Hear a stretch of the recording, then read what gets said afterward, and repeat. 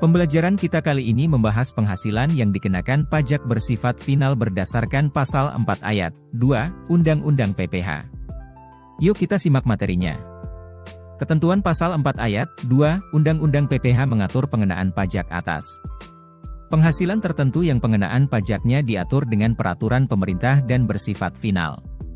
Berdasarkan penjelasan Pasal 4 Ayat 2, Undang-Undang PPh, disebutkan bahwa pertimbangan pengenaan pajak bersifat final antara lain, perlu adanya dorongan dalam rangka perkembangan investasi dan tabungan masyarakat, kesederhanaan dalam pemungutan pajak, berkurangnya beban administrasi baik bagi wajib pajak maupun DJP, pemerataan dalam pengenaan pajak, dan memperhatikan perkembangan ekonomi dan moneter. Selanjutnya, ada beberapa karakteristik pengenaan pajak bersifat final yaitu: dalam menghitung penghasilan kena pajak, penghasilan yang dikenakan pajak bersifat final tidak digabungkan dengan penghasilan yang dikenakan pajak dengan tarif umum. Biaya yang terkait dengan penghasilan yang dikenakan pajak bersifat final tidak dapat dikurangkan dalam menghitung penghasilan kena pajak. Tarif pajaknya tersendiri atau khusus. PPh bersifat final yang dikenakan tidak dapat dikreditkan dengan PPh terutang yang dihitung dengan tarif umum pada saat melakukan perhitungan pajak pada akhir tahun. Berikut ini adalah penghasilan yang dikenakan pajak bersifat final berdasarkan Pasal 4 Ayat 2, Undang-Undang PPh. 1. Bunga deposito dan tabungan serta diskonto sertifikat Bank Indonesia. 2. Bunga obligasi yang diterima atau diperoleh wajib pajak dalam negeri dan bentuk usaha tetap. 3. Diskonto surat perbendaharaan negara. 4. Bunga simpanan yang dibayarkan oleh koperasi kepada anggota koperasi orang pribadi. 5. Hadiah undian. 6. Penghasilan dari transaksi penjualan saham di Bursa Efek. 7. Penghasilan perusahaan modal ventura dari transaksi penjualan saham atau pengalihan penyertaan modal pada perusahaan pasangan usahanya.